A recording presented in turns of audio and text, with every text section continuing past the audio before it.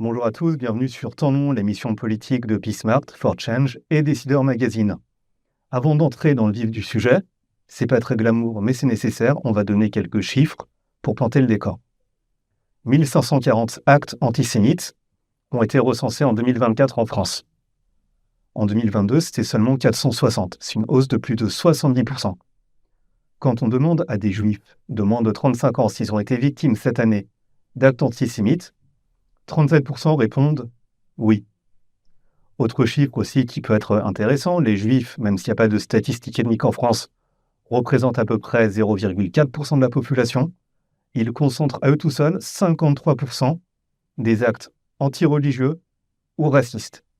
Donc contrairement à ce que disent certains, l'antisémitisme n'est pas résiduel en France, il n'a jamais été aussi élevé. Comment le combattre ? Quelle est l'origine de l'antisémitisme ? Est-ce que c'est plutôt l'extrême droite ? Est-ce que c'est plutôt l'extrême gauche, le centre, la droite ? En quoi l'antisémitisme concerne tous les Français et non pas une petite minorité de la population ? Pour aborder toutes ces questions, j'ai le plaisir de recevoir aujourd'hui Patrick Lugman. Bonjour. Bonjour. Je peux vous définir, vous avez beaucoup de casquettes, mais on va dire avocat, militant antiraciste et plutôt ancré à gauche. Tout à fait. Vous avez commencé à l'UEJF, à SOS Racisme, au PS. Donc vous avez vraiment un ethos de gauche. Quand vous êtes engagé en politique et dans la vie publique, est-ce que, quand vous combattiez l'antisémitisme, vous auriez pensé que vous auriez à le combattre à gauche ? Déjà, quand je me suis engagé, il n'y avait pas d'antisémitisme. Donc moi, je venais d'une famille qui a été marquée par la Shoah, donc parce que c'est que l'extermination antisémite, et je me disais que mon devoir en tant que petit-fils de survivant était de défendre ceux qui, dans ma génération, étaient potentiellement victimes de racisme, mais qui, par hypothèse, dans mon expérience, dans mon vécu, n'étaient pas des juifs. Et c'est comme ça que je rejoins l'UEJF et SOS Racisme. Ça, c'est la première chose. L'antisémitisme est une maladie qui avait disparu, non pas totalement des discours ou des idées, mais qui avait disparu des actes. Ça, c'est la France dans laquelle moi, j'ai grandi à la fin du XXe siècle. Bon. Ensuite, je ne pensais pas le rencontrer dans des formations politiques, dans un camp politique, la gauche, qui s'est construit autour de l'idée que l'antisémitisme est une infamie. En réalité, c'est un raccourci ce que je fais. Mais c'est vrai que dans ce moment-là, on se dit que l'antisémitisme ou le racisme viennent de l'extrême droite, parce que politiquement, à ce moment-là, c'est encore vrai, et qu'il est combattu par la gauche, extrême gauche, parce que politiquement, à ce moment-là, c'est vrai. Souvenons-nous, par exemple, que la loi Guesso, par exemple, qui réprime le négationnisme, elle est portée par un député communiste. Bon, alors on aurait pu se dire, oui, mais les négationnistes de la fin du XXe siècle, ceux qu'on connaît bien, Forisson, Garaudy, pour prendre deux exemples connus, ils viennent en fait plutôt de l'extrême gauche, même clairement de l'extrême gauche, et ils sont passés à l'extrême droite sur cette question. Donc on voit bien aussi une porosité qui a toujours existé. Mais en tout cas, si on est concret, quand vous étiez dans les années 80, 90, enfin plutôt 90, 2000, étudiant en droit, sémillon, et que vous étiez confronté à l'antisémitisme, en fait, vous étiez contre des militants FN, contre l'Action française, contre l'extrême droite. Exactement. Et c'est le tournant des années 2000 qui arrive exactement quand je suis président de l'UEJF, j'ai 25 ans, 23 ans, et là, on voit bien qu'il y a quelque chose qui explose, qui nous explose au visage, qui est quelque chose qui est un impensé, qui est un impensable. Il y a des actes antisémites en France qui ne viennent pas du tout de là où on les attend. Ils ne sont pas politiquement revendiqués, ils ne sont pas politiquement identifiés. Ils ont lieu dans des quartiers populaires où il y a des populations mélangées, donc périphérie des grandes villes, banlieues difficiles. Et à ce moment-là, moi, je n'ai pas des œillères. Donc, je prends avec mes amis d'SOS Racisme une responsabilité, une initiative. Je publie le premier recensement des actes antisémites en France, dans les années 2000. C'est en 2002, ça s'appelle les Antifeuges. Il y a d'abord une tribune d'interpellation dans le monde, les Antifeuges. C'est une génération qui vous dit je ne suis pas antisémite, mais j'aime pas les feuges, les Antifeuges. Et donc, on va publier un livre chez Calman Levy avec un sondage, avec un recensement d'actes. À ce moment-là, il y en a 405 en 2002. Et donc, ça nous pète au visage sans même qu'on l'ait identifié avant. Donc, j'ai grandi à partir de ce moment-là comme militant avec cela. Et je voyais bien, c'était le gouvernement Jospin à l'époque, pardon pour les plus jeunes d'entre nous, mais on ne savait même pas, on ne comprenait même pas ce qu'on racontait. Je me souviens d'une réunion avec Daniel Vaillant, qui était le ministre de l'Intérieur de Lionel Jospin. Il ne comprend pas ce que l'on dit. C'est comme si je lui parlais Il ne comprend pas ou il feint de ne pas comprendre pour ne pas, on va dire, faire augmenter l'extrême droite ou le reste. Je crois qu'en ce moment-là, ils ne comprennent pas. Le logiciel est trop daté, il n'a pas assez de capteurs, ce qui par ailleurs explique aussi la défaite de la gauche et son refus. La gauche, c'est à force de construire sur des discours et sur des principes, elle a perdu des capteurs sensibles de certaines réalités sociales. Celle-là en est une.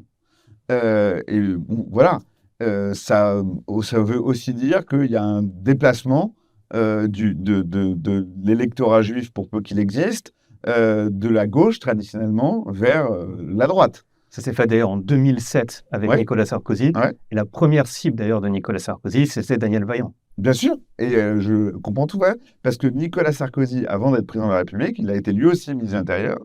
Et lui, il avait parfaitement identifié, compris le sujet dans son importance et dans son importance politique.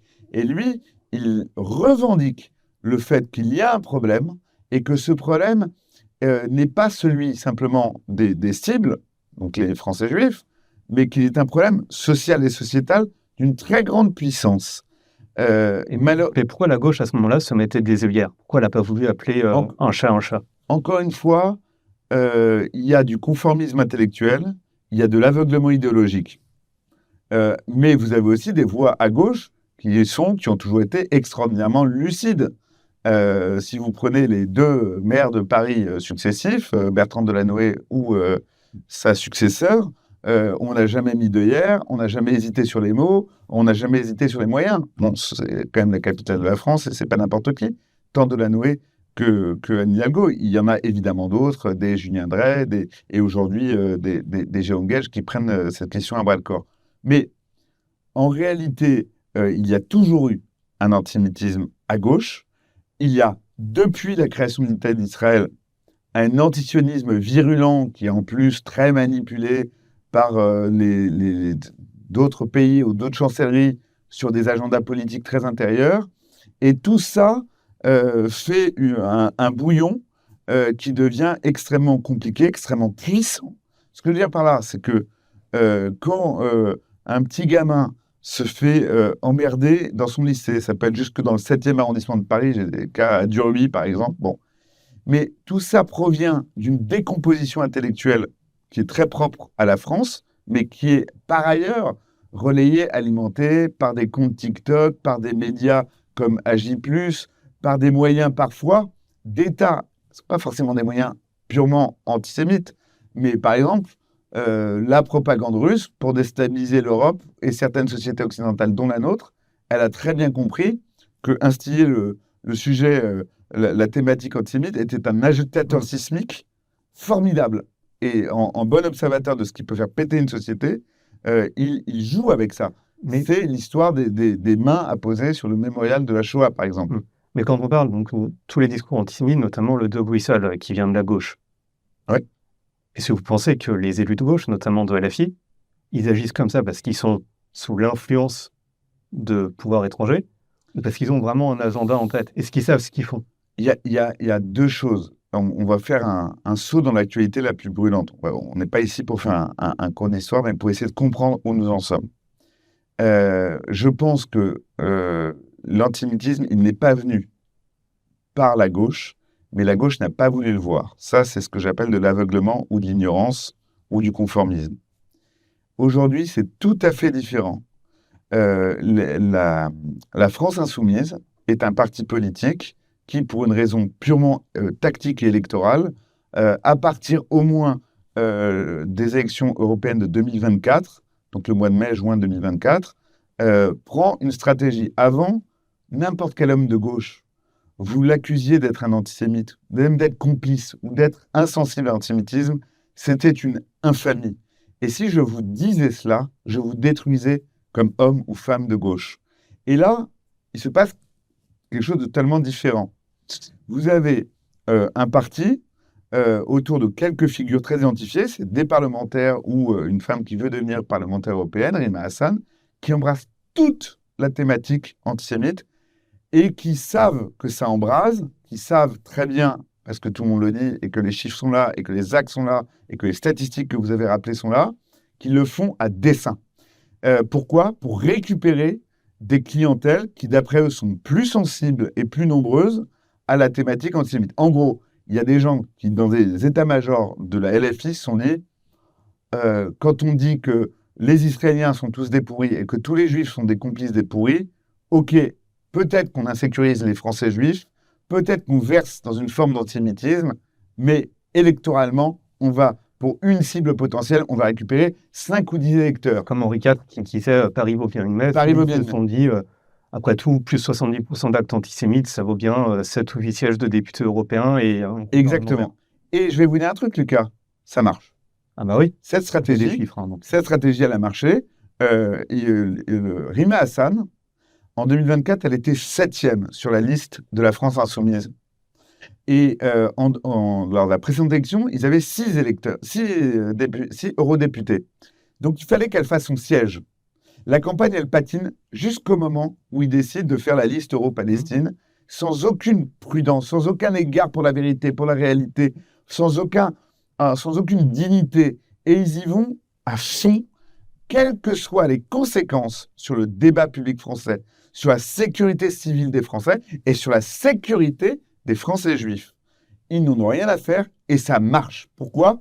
Parce qu'ils vont capter ceux dans notre pays qui ne sont jamais allés voter, qui sont les plus radicalisés, qui sont sur des convictions quasiment anti-républicaines et évidemment antisémites. Et eux, ils comprennent à ce moment-là qu'ils peuvent aller voter, qu'il y a même quelqu'un qui les représente. Donc d'après vous, LFI n'est pas foncièrement antisémite, c'est encore pire. En fait, ils utilisent l'antisémitisme comme arme électorale. En tout cas, à ce moment-là, ils l'ont utilisé. Et vu les dégâts que ça a fait, ce que ça a suscité comme cri d'horreur, y compris chez leurs partenaires de gauche, on ne peut pas dire qu'ils ont fait comme s'ils n'avaient pas vu ou pas su. Et je vais même vous dire mieux. Il y a eu 2 campagnes qui sont succédées le même jour. Le 9 juin 2024, fin des européennes, dissolution, donc campagne législative. À ce moment-là, la LFI doit changer de braquet complètement. Pourquoi ? Parce qu'elle doit, à toute hâte, recréer une alliance électorale pour avoir des députés. Recréer une alliance, ça veut dire qu'ils sont par ailleurs aptes à gouverner, qu'ils sont assimilables dans un gouvernement. Et donc, à ce moment-là, on rentre, entre guillemets, la nouvelle députée Rima Hassan au placard, on met en sourdine Gaza et le génocide, et on cherche à créer et à animer le NFP. Eh bien, vous savez quoi ? Les actes antisémites, donc au mois de juin 2024, ont une baisse drastique par rapport au mois de mai 2024. Donc, c'est purement tactique. Ce n'est que tactique. C'est absolument cynique. C'est une conviction qu'ils animent et qu'ils entraînent chez certains de leurs électeurs, mais de leur point de vue, c'est une décision d'état-major en campagne électorale. D'accord, je comprends bien. L'état-major est calculateur. Mais les nouveaux militants, les nouveaux élus, les nouveaux qui vont avoir une investiture à LFI, est-ce qu'eux peuvent se dire, maman, en fait, je suis vraiment antisémite, et c'est dans ce parti, en fait, que je peux faire avancer mon agenda. En d'autres termes, est-ce qu'aujourd'hui, dans la nouvelle garde de LFI, il y a des personnes qui sont vraiment antisémites ? Il y a, en tout cas, ce qu'un ouvrage, La Meute, a mis en exergue, c'est que dans cette stratégie, il faut se débarrasser des cadres les mieux formés, les plus aguerris, les plus expérimentés, mais qui sont eux aussi ceux qui ont été formés par l'antiracisme.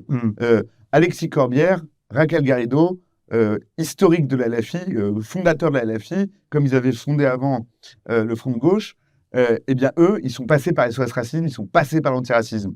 Il faut les expurger, il faut les exfiltrer. Et on va prendre des gens qui sont prêts à tout pour devenir députés. Et on a les 2 profils qui se disputent. Soit des gens qui sont des ignorants prêts à n'importe quelle aventure idéologique. Et tous les régimes totalitaires ont fait leur base de ce genre de profil fragile et extrêmement malléable et déterminé dans l'action.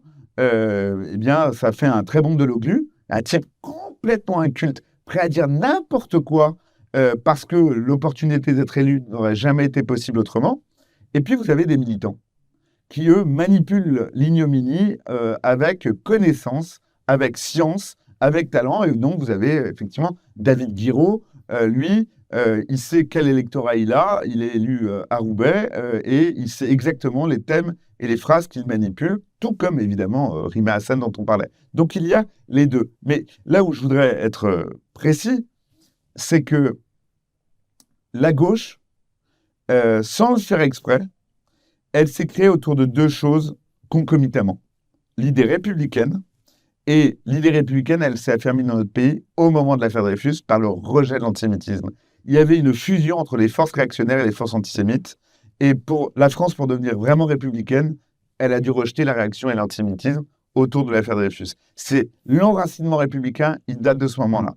Et c'est indissociable. Sauf que eux se sont déracinés. Mais en fait, en gros, je vais aller très vite. Ce que veut faire Mélenchon, c'est en fait déjauréciser la gauche. C'est faire que la gauche ne soit plus dreyfusarde et qu'elle soit même anti-dreyfusarde. Je manipule des concepts historiques, mais c'est très actuel. Et vous voyez que le NFP qui a été créé en mettant de côté la question juive, c'est le moment que je vous ai indiqué, le 9 juin 2024, eh bien, en fait, il explose sur cette question. Et le congrès du Parti socialiste qui se tient en ce moment, il oppose deux lignes fortes, avec deux lignes fortes. Une ligne qui dit l'union de la gauche et le totem suprême. Et quel que soit ce que dit une partie de la gauche et ce qu'elle anime en termes de thématiques nauséabondes, on s'en fout, il faut qu'on soit unis. Et nous le serons à n'importe quel prix et à n'importe quelle donc compromission. C'était la ligne d'Olivier Faure et c'est ça qui a permis le NFP. Et vous voyez bien que le NFP a cessé d'exister, qu'il y a un congrès au Parti socialiste, qui est un congrès qui se tient sur une seule chose. On ne peut plus être allié avec ces gens. Parce que ça veut dire que nous-mêmes, nous n'existons plus, que nous ne sommes plus rien. Mais vous pensez du coup que LFI va s'isoler, sortir du champ républicain et à toutes les élections se prendre un barrage républicain? Ou vous pensez justement que les autres partis de gauche vont avaler leur chapeau et vont dire mais en fait c'est juste des différences idéologiques Au moment où nous parlons, c'est la question qui est posée. Mais moi, je dis qu'une gauche qui soit LFI compatible dans la LFI que nous avons actuellement n'est plus assimilable, ni assumable, ni en tant que gauche, ni en tant que force républicaine. Et donc, c'est pour ça que soit le PS résiste, quoi qu'il lui en coûte, un point de vue électoral aux prochaines élections, mais il restera vivant. Et il restera donc une force potentiellement d'avenir, soit il mourra. C'est quoi justement le message que vous voulez faire passer au PS? Moi, mon message, c'est exactement le même que lorsque je me suis précipité sur un plateau de télé, sur Twitter, partout, quand on a annoncé le NFP. C'est très simple. Avec la LFI, rien n'est possible. Sans la LFI, tout est ouvert. Et il n'y a pas d'autre message. Et la question juive, elle est devenue, à cause de la LFI qui l'a alimentée, le plus grand tabou, mais au sens de ce que fait un tabou. Vous n'en parlez jamais, mais en réalité, il va déterminer votre action. Eh bien, la question, elle est là, comme elle l'était au moment de l'affaire Dreyfus. Elle a été matricielle pour la gauche. Si Jules Guesde avait gagné et avait estimé que Dreyfus était une affaire bourgeoise et que effectivement, les Juifs sont les suppôts du capital, eh bien, la gauche française et donc la République française n'auraient pas été les mêmes. Et là, on a cette histoire qui se joue à l'envers. On a le match qui revient en deuxième mi-temps, quasiment, même plus de 100 ans après. Et la question, elle est actuelle, elle est maintenant. Donc moi, je ne dis pas que toute la gauche est antisémite. Et on voit bien qu'il y a un très petit nombre d'acteurs qui agitent cette question. Mais en revanche, la compromission peut engloutir totalement la possibilité d'une gauche en France et très durablement. Les gens vous diront, enfin les gens de gauche se disent, oui, mais après tout, on a quand même réussi à avoir 200 députés et on pèse 30% des voix. Oui, après, la question, je pense qu'il ne faut pas faire de calcul sur une question qui est aussi principielle, aussi identitaire, aussi fondamentale. On ne peut pas mettre des croix et cocher des cases. Ces 200 députés-là, ils sont maudits. Et ils sont maudits par la gauche parce qu'ils sont des députés de gauche qui ont ignoré ce qu'a été la gauche et ce qu'elle doit être. Oui, mais ils vont dire, oui, mais je suis député. Oui, mais dans ce cas-là, ils ne seront jamais réélus. parce que ça ne tient pas, parce que la République, quel que soit tout le monde, le Front républicain contre la LFI, il est devenu principiel. Personne, aucun républicain sincère ne peut tolérer cette forme de républicain. Peut-être. Aucun républicain ne peut tolérer la brutalité qu'ils ont dans le débat. Aucun républicain ne peut tolérer même ce qu'ils font comme action en tant que groupe parlementaire. Donc à un moment donné, c'est même plus une question de gauche, c'est même plus une question d'élection, c'est une question de défense républicaine. Et moi, j'ai beau avoir été un militant de gauche toute ma vie, un électeur de gauche toute ma vie, un élu de gauche, je ne mettrai jamais un bulletin de vote pour toute association politique avec ça. Parce que c'est des principes fondamentaux et que dans la vie, il faut avoir des priorités et des principes. Alors, pendant que la gauche, on va dire, s'enfonce un peu dans l'antisémitisme, ne sait pas comment agir, etc., l'extrême droite a un élément de langage, mais qui sort non-stop depuis le 7 octobre. On est les boucliers des Juifs de France. On est vierge, on est innocent, on n'a plus rien à voir avec l'antisémitisme. Alors, qu'est-ce qu'on peut répondre à ces éléments de langage ? Qu'est-ce qu'on doit répondre ? D'abord ils sont tous vierges, parce que la gauche, elle a un truc pour elle, elle y est peut-être venue, mais elle ne vient pas de l'antisémitisme. Bon, l'extrême droite, elle, dans sa matrice, avant, quand vous étiez de gauche, vous étiez contre l'antisémitisme, et pour être à l'extrême droite, si vous n'étiez pas antisémite, ça ne marchait pas. Vous pouviez être mu par d'autres convictions. Et ça, c'était il y a un siècle. Oui, c'était pas il y a un siècle. Pour le coup, c'était encore vrai il y a 10, 15, 20 ans. Bon, d'abord, qu'est-ce qu'on voit ? On voit que le cliché antisémite mobilise énormément les électeurs d'extrême droite, contrairement à ce qu'on pense. On voit que l'extrême droite actuelle, qui n'est pas le FN, qui s'appelle le RN, qui n'a pas Jean-Marie Le Pen comme leader, mais Marine Le Pen, sa fille, qui, elle, dit qu'elle n'a rien à voir avec l'antisémitisme, on voit quand même que quand ils doivent désigner en toute hâte des candidats aux législatives, il y en a une bonne dizaine qui ont un rapport étrange. Alors, il y en a une qui dit « Oui, je ne suis pas antisémite, j'ai un dentiste juif ou un vétérinaire, je ne sais plus. » Il y en a un autre qui pose avec une casquette de la Waffen-SS. Bon, on voit bien qu'en termes de candidats, le ménage n'a pas été fait. Je ne parle même pas des militants, je ne parle même pas des cadres. On parle de candidats aux élections législatives. Donc, ils ne sont pas vierges en termes d'idéologie. Ils ne sont pas vierges en termes de recrutement. Et puis même, si on prend Marine Le Pen, elle se crée comme personnalité politique avec des gens qui sont quasiment des néo-nazis.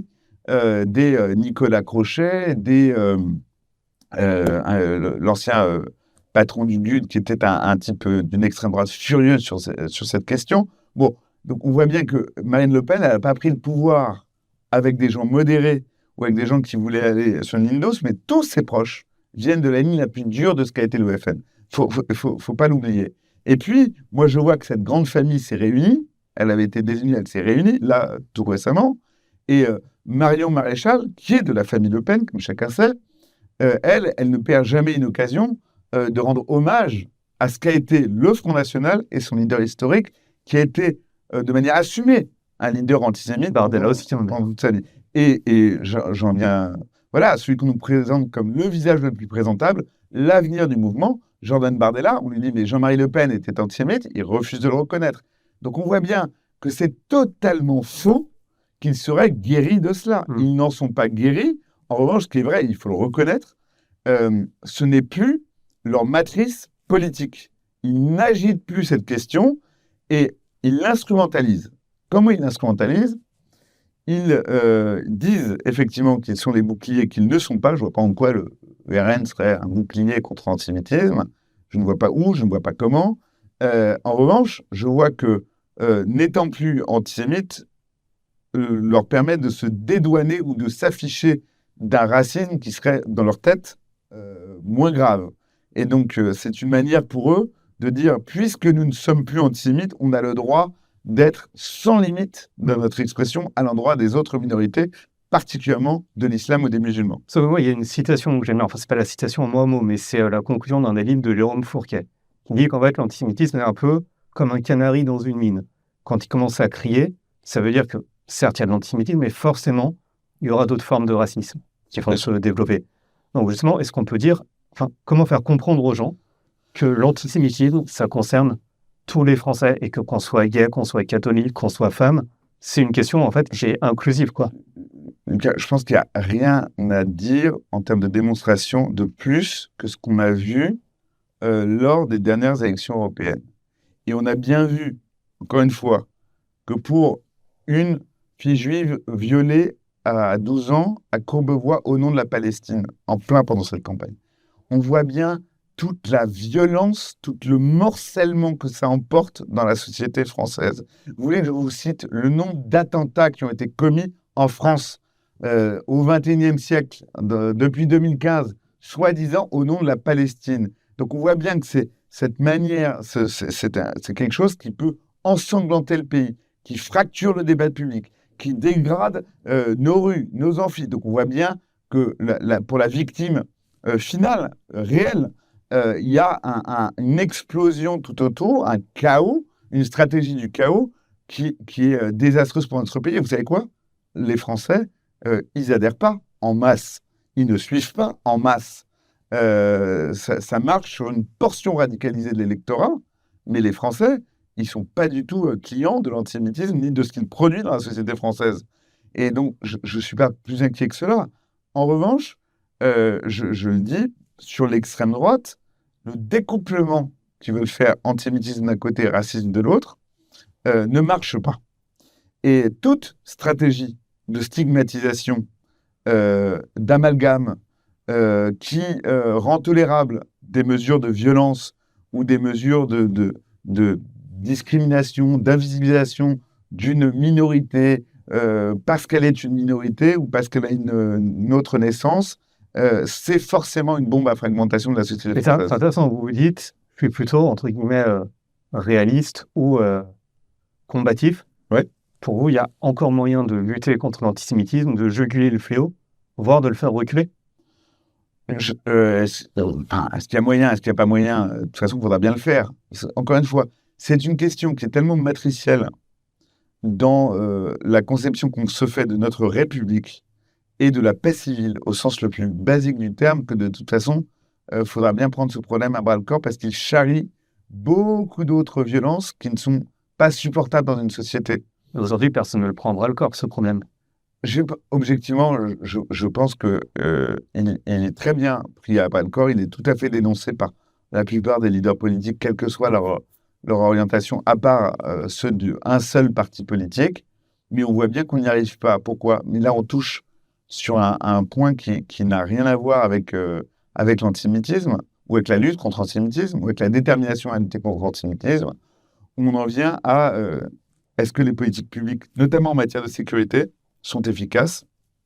Est-ce que l'éducation nationale arrive à parler à des générations entières et est-ce que la République parle à tous ses citoyens et aux plus jeunes et aux plus loin des centres-villes et des centres de décision?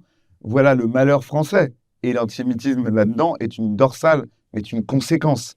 Mais je ne crois pas que les leaders politiques de ce pays, et je ne crois pas que la population ait quoi que ce soit à voir ou de complaisant avec l'antisémitisme.